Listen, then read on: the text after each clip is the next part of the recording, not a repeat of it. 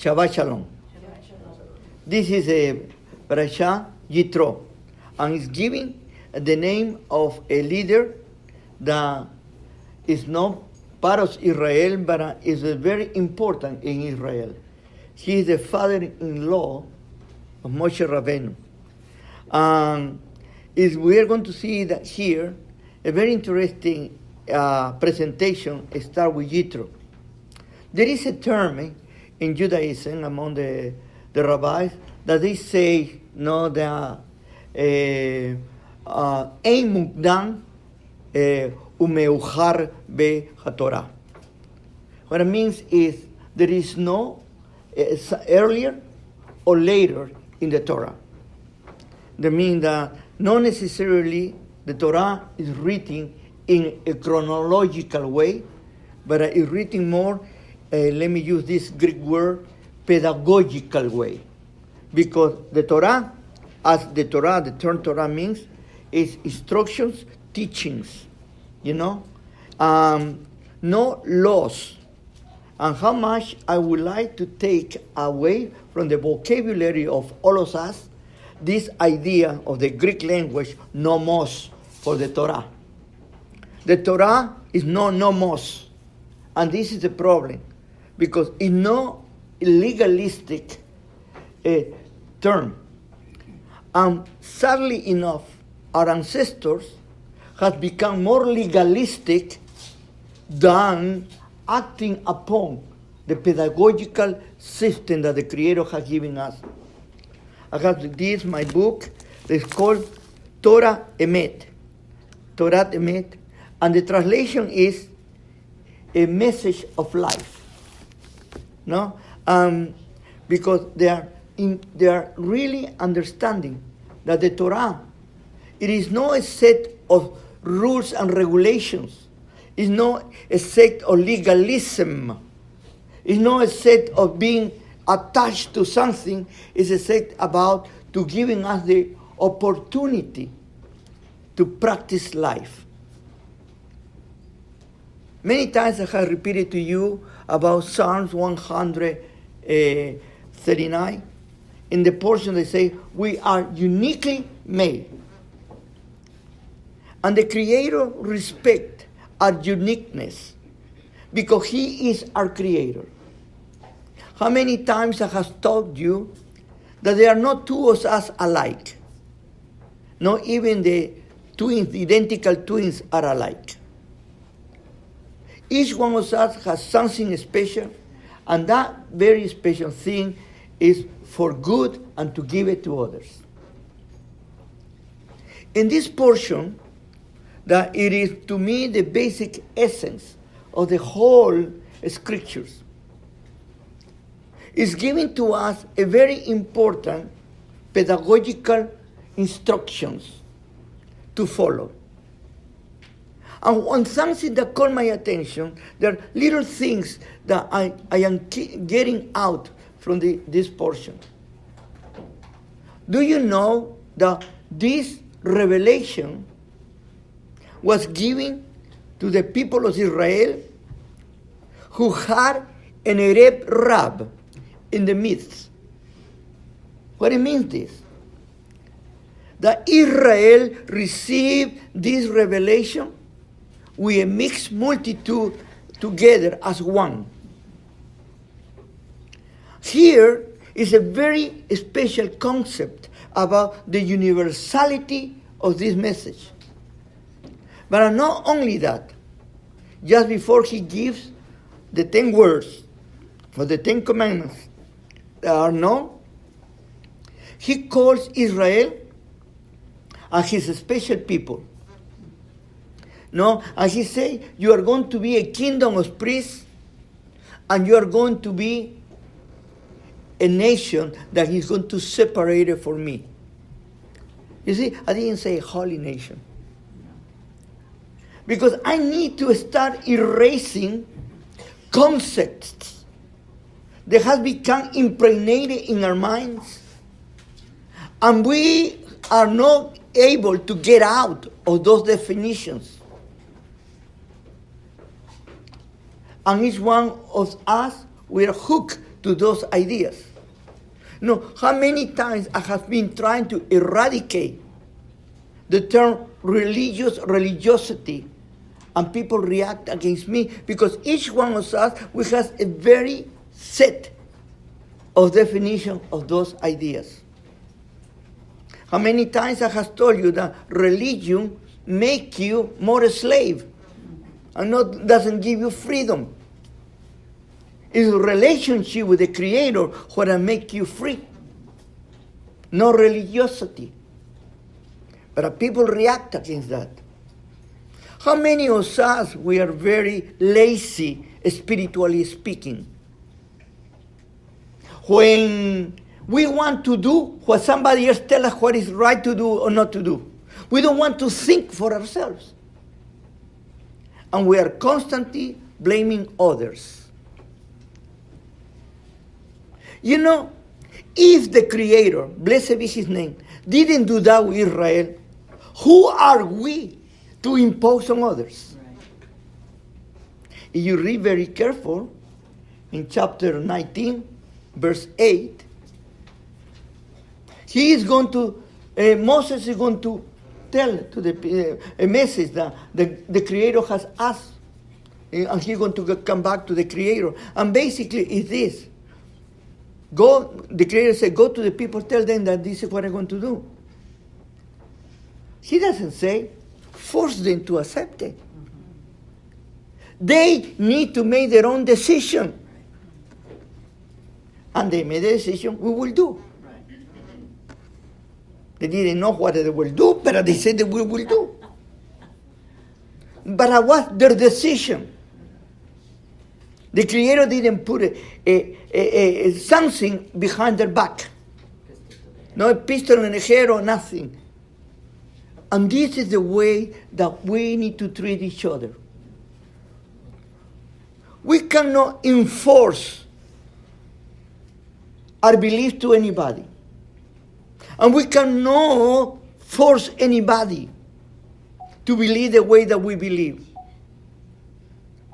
We have religion that has done that. And we have in history to see that. The worst cases we have with the Christian church, with the Catholic Church, the Holy Inquisition and all these programs that they did.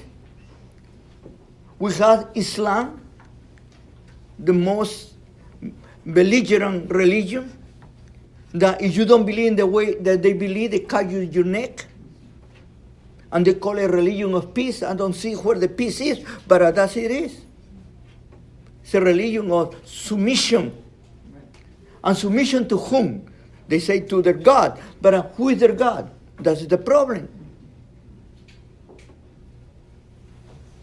When the God, the Creator, the Boreo Lamb, blessed be His name, He never imposed Himself because He gave us Bechirah of She, free will. And in this moment, He's going to give us 10 simple words. Nothing extraordinary for anybody. And this is what is important. I mentioned to you, He did it in the people that were Israel with the Arab Rab, with the mixed multitude. And where He did it? In Jerusalem? No. He did it in Israel? No. He did it in the Promised Land? Why? We need to understand why. Because we need to see the universality of these words. And look at what is happening. With the time, my people have grown up very proud. We are the only one that deserve these 10 commandments. Or we are the only one that we deserve the Torah, call it. And give it to the rest, the Gentiles, an invention, by the way. They call the no high laws. But they don't need the basic 10 commandments. You see, that attitude is destructive. And we receive a backlash because of that. But also the sad part is that the other religions that they came from Judaism, has accepted that. And they say, this is not for us, this is for the Jews. And even they say, if you keep it, the Torah, you are under a curse. It's like look at this idea that is promulgated. If you keep the word of God, you are a curse. Can you think in which head? But people believe that. And they have accepted as part of their understanding. And the other religions say, but our prophet came and changed and make it better. And everybody's making better. And then we have lost the 10 words. And now everybody does whatever they want to do. Now there is no any understanding about right or wrong. And what I call about the basic, moral standards of humanity has been totally lost.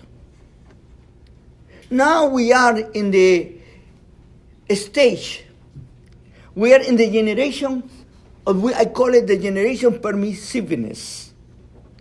Everything is permitted and everything is okay. Meanwhile, you don't go against the group that is telling you not to go. That's all. It's very interesting. There is no any longer the idea of right and wrong. It's the idea, it is what looks to me right is right. And that's it. And who am I to judge others? Who do you think you are? Just last week, sadly enough, I don't know how many of you had got the news. In the state of New York, they approved full-term abortion.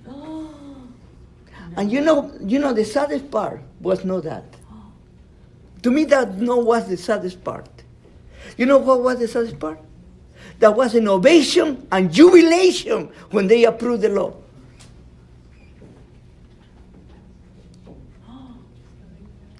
Who is right? In Judaism, we do not talk about abortion. We are talking about life. And life is sacred. And nobody has the right to take away another life.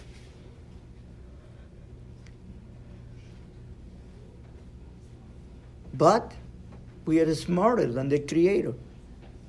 We have overpassed Him, and we are better. And we do not need any longer the Creator because we have created ourselves. And this is why it's so important now to understand this wonderful revelation, simple revelation of the Ten Commandments. Rabbi Yeshua, they say, love God with all your heart, with all your mind, and love your neighbor as you love yourself. Beautiful statement. By the way, that was not totally original from her. Him came before other rabbis, like Hillel and others, have mentioned that. But what I say is part of the sacred Judaism, I call it, the biblical Judaism. A Judaism not about being rabbinical, it's a Judaism being biblical from the Torah. And this is important because I call it the hinge. Who is the hinge? Us are the hinge. On one side is the Creator, and on the other side is humanity or our neighbors. And we are in the center. We need to love and means to be loyal to God because love, ahavah, in Hebrew doesn't mean gucci. What it means is loyalty. And we need to do the same thing with our neighbors. But in order to be able to do that, In order to love God with all our heart, with all our mind, with our mind, and to love our neighbors as we love ourselves, what happens if we cannot love ourselves?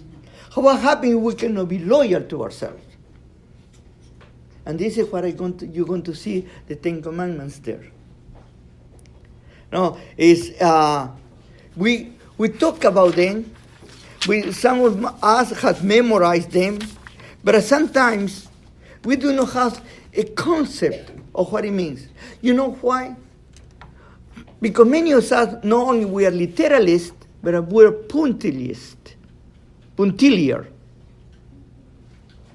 No, we get hooked with the word instead to analyze what is inside that. For example, beginning in chapter 20, the Lord said,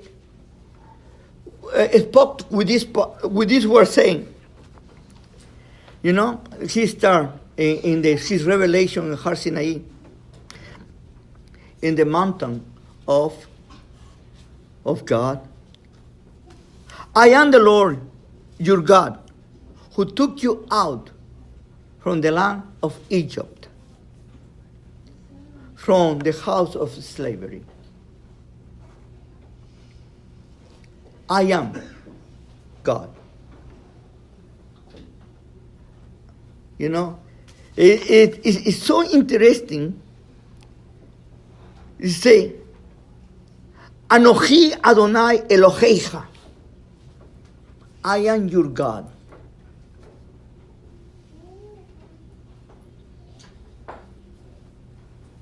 Anochi Adonai Eloheicha.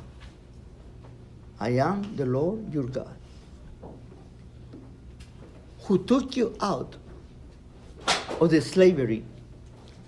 What the Creator doing now? He's pinpoint to an historical fact. It happens. And everybody saw it and they were witness.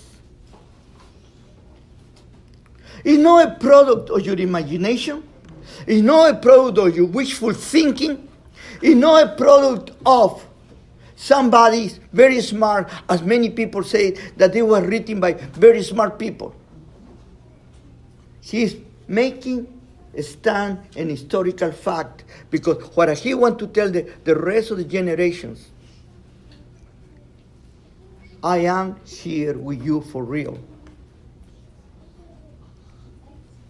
The second commandment, verse 3, they say, Lo yijeh lecha Elohim acherim al panav. Do not make other gods before me. You know, substitution. And you're going to see here, with the developing, he's going to talk the same thing he's going to request to do with our neighbors. Do not make images, do not make statues, don't make portraits of him from anything that existed, not from the creation from the moon or the sun or the star, not from the animals, not from anything, not even from another human being. Don't make other gods beside me. There is no other one. Clear. You're going to see how religion changed. Do you know that in Christianity, when they tell you about the Ten Commandments, they have erased some commandments? They are not faithful to the scriptures. That's the problem. When you play with the scriptures, and you don't take the scripture for what they say, and you make it say what do you want to say, that's not any longer scriptures. It's men's word. You know, in the Gentile world, they have theology. And in theology, they have two aspects in theology. The theology is supposedly the study of God. Like you can study God. No, that's a chutzpah, but it's okay. But not only that, they have two areas in their study. exegesis that supposedly is bringing the Word of God to you to understand what He say. But their art, they are the champions in the other side. It's called eisegesis. It's bringing your own ideas and put it in the Word of God. And you, instead of Him, start speaking on His name. And you, instead of Him, give the authority to tell others what the Creator is saying. What is chutzpah? By the way, our rabbis also has fallen in that trap too. Because it's very enticing to do that. Oh, I had an idea. Now I'm going to... And then my idea becomes the thing. The third one is...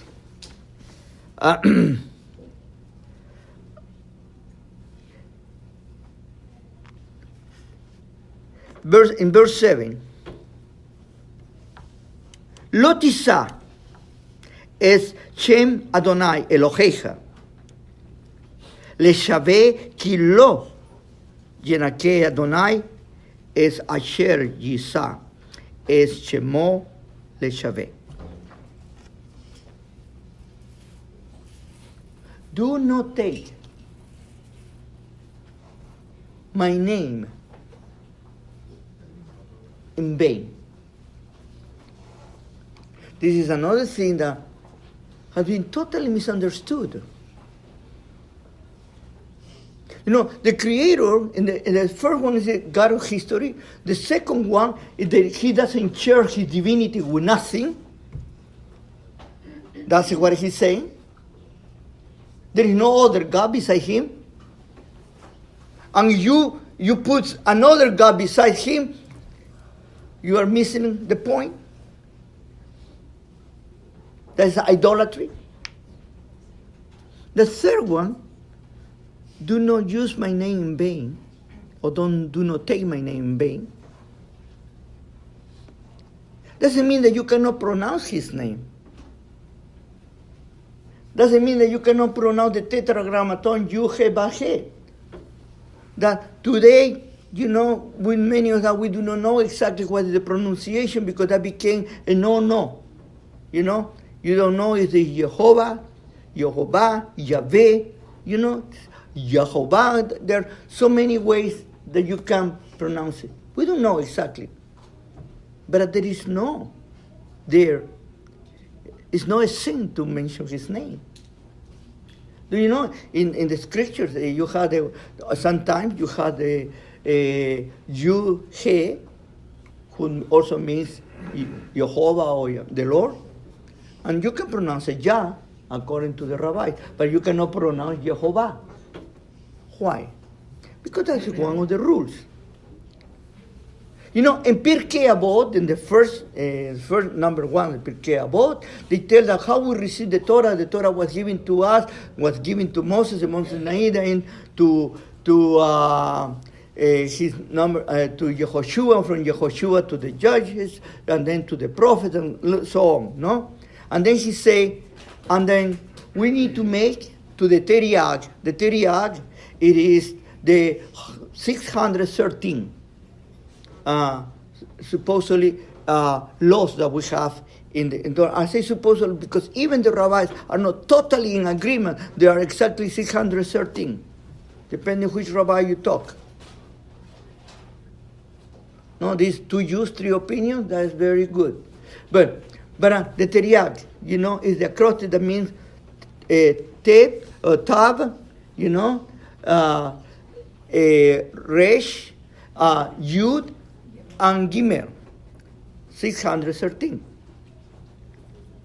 Now, he say, when you have the 600, you need to make a fence around. It's Sayat, or Sayat. A Sayat, a fence. The intention of our dear rabbis was to keep us away from inflicting or trespassing the word of God or not do the laws that he has given to us. But you know, if God himself never put us a fence, who are we to put a fence? And you know what happens when they put you a fence? They make you again a slave. And they make a slave of the religion instead to be a servitor, being a relationship to have with the Creator. Then, this that you don't pronounce his name in vain, what it means is you cannot use his name for things that they don't come from him. Don't say, in the name of God. Don't say, that God is my witness.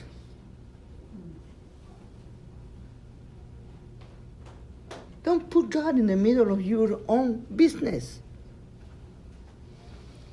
Don't swear.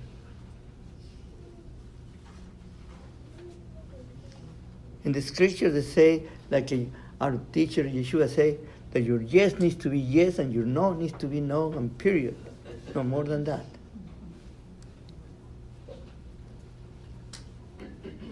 By the way, there are many people when they go to court and when they put their hand upon the Bible, they say, I cannot swear in that way. I cannot put God there. For respect and reverence. Then comes, I call it, and these 3 commandments are called the mitzvot, the commandments. And it's a relationship here. These 3 commandments is directly to me as a person in the center to relate with the Creator. Then comes the 4th and 5th commandment, who are the hinge, I call it. The 4th commandment, Shabbat, is my relationship with myself, and the 5th commandment, honor your father and mother, is my relationship with myself. It's taking care of myself. But what is interesting is like this. The 4th commandment, I related with myself, with the Creator, and the 5th commandment, I related with myself, with my parents, and with my people. The hinge. And the Shabbat was made for our sake, because the Creator doesn't need to rest. But the Shabbat has become a place of torture instead to be a place of joy. You know, here in the afternoon, when we celebrate, how we call it? The oneg. And what I mean, the oneg? The joy. The joy of the Shabbat. But when something becomes to enforce you, to pressure you, you lose the joy. You know, how you had this experience when you go to visit, for example, you have parents, it's no joy to go to visit, and the children to go to visit the grandparents, they have a lot of fun. But what about if your parents say, again, let's go to visit your parents. I don't like them, they are better. And you force them to visit. And they go there, and they are sitting there with big face and saying, talking everything. No? Because the relationship has not been created. And what the Creator wants is not to enforce a relationship, but what He wants is to develop a relationship. And that is the joy. And honor your father and your mother. With this, your life will be extended.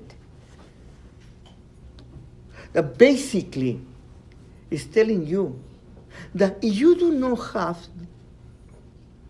the care for who brought you to life and for, because your parents are a representation of the Creator. Maybe I had terrible parents. Maybe my parents were the worst of the worst. But you know what? They gave you life. And because of that, you honor God with that. And pray for your parents too. And then come the rest of the 5 rest commandments that are all based in my relationship with my neighbor. You know, in the law, they say that the rights of me ended when the rights of somebody else begins. And here that is basically what it is. But I would like that you understand the words more than only the definition. They say, you're not murder. They say, in verse 13, okay? In verse 13, they say, Lo tirsah. Lo tirsah is do not commit murder. Doesn't mean not to kill. It's very different. Okay? In other words, is do not destroy anybody's life. And let me put it this way. I was forgetting to tell you this, but it's very important that what was bringing in my head. When you get in the 4th and 5th commandment, that is directly to you. Do you remember I said, love God with all your heart, with all your mind, with your mind, and love your neighbor as you love yourself? You are the center in this moment. And every commandment that you read here, put yourself as in the middle. Do not commit murder to yourself. Do not destroy yourself. How you destroy yourself? You know, I am not good for nothing. I hate myself. Why I was born in this family? Why I didn't born somewhere else? Why I'm like this? Why I am this and that and that? Instead to be grateful for the life that you have, you despise the life that has been given to you. That's it, to be murderers.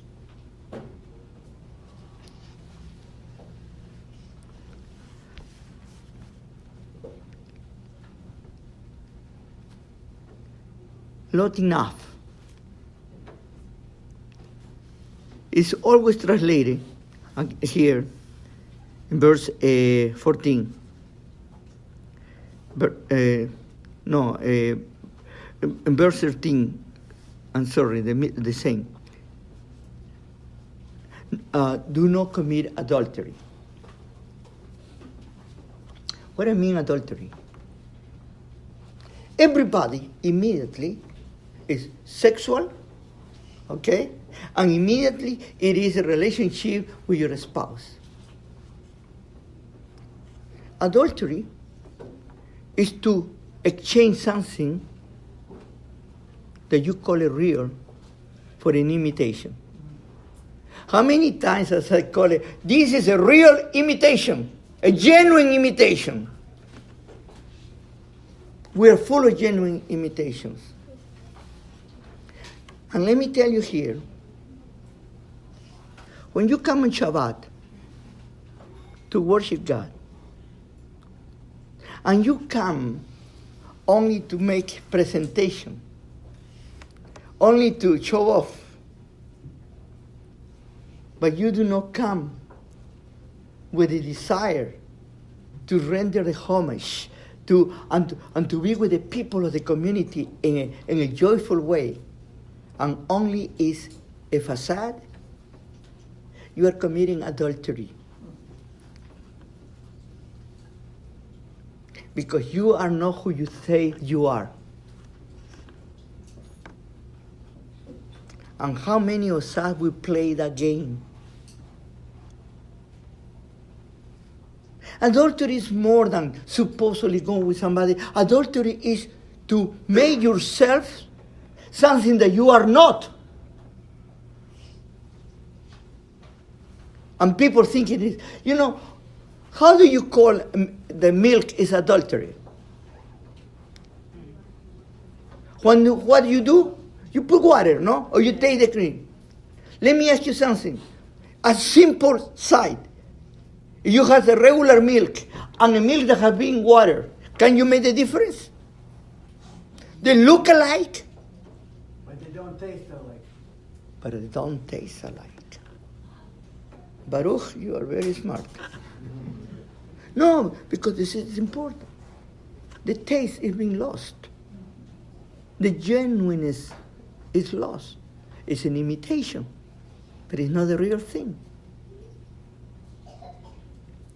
And all of us, we need to ask ourselves, are we the real thing or we are an imitation? Because the most important thing is being yourself. God has made you in a precious way. He has not committed a mistake with you. There are areas that you don't like about yourself, that's your problem. Trying to be better. Improve. Be the best who you are. That's all the requirement. Not enough, not son, no, and lothingness. So, do not steal. Thinking about what everybody is stealing is robbing from somebody else, no? But think about yourself. Look at what I'm saying to you. This time, project it on yourself. What are you robbing from yourself?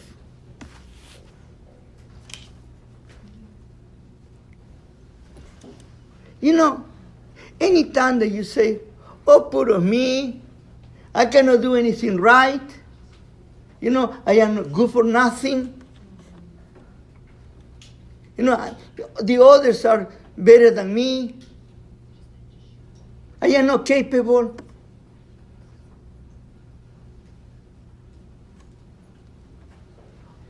Or you are ashamed of who you are.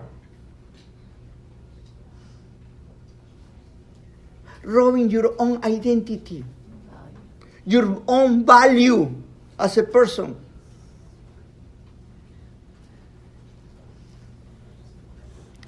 Next.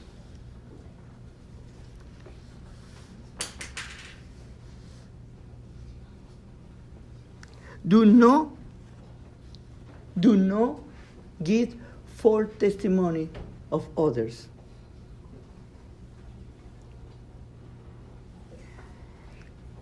I always like to say this, don't blame others for your own faults. Here, it is very important, this word, lashon hara.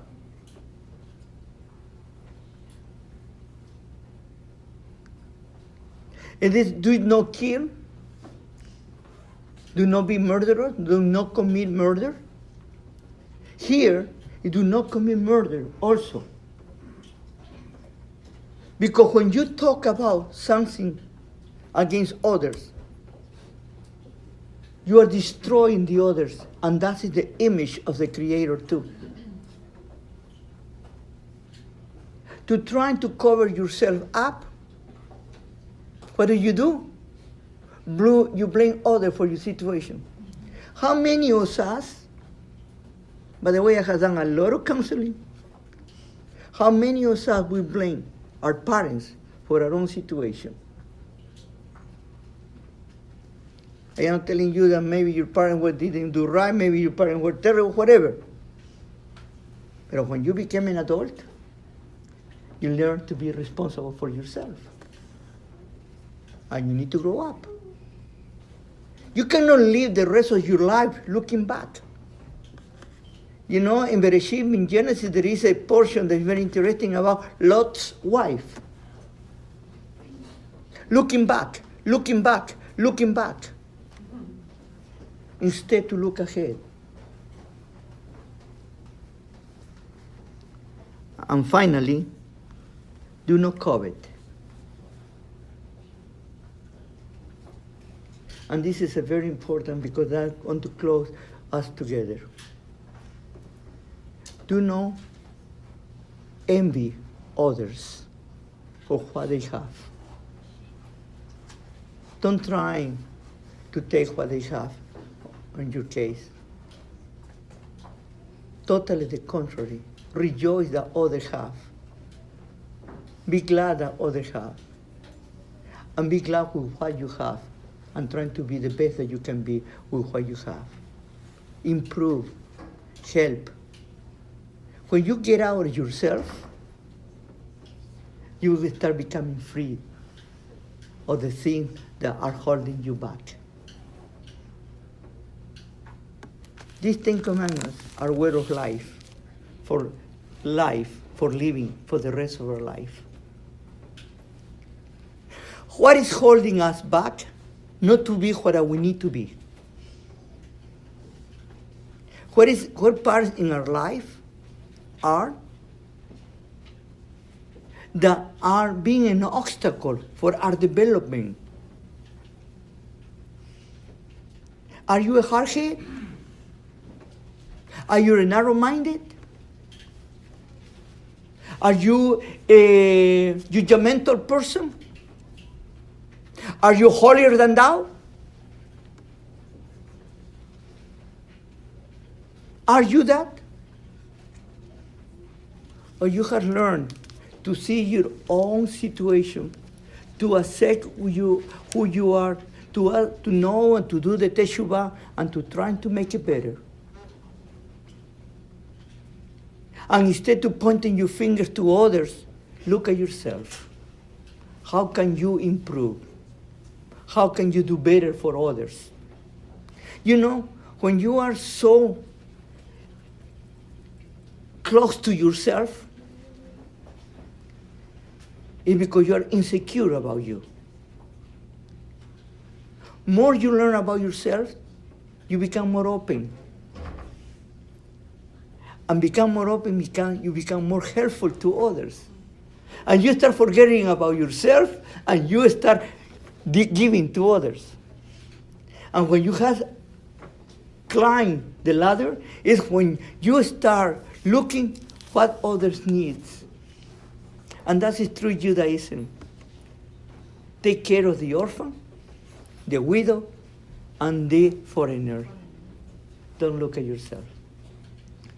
Shabbat Shalom.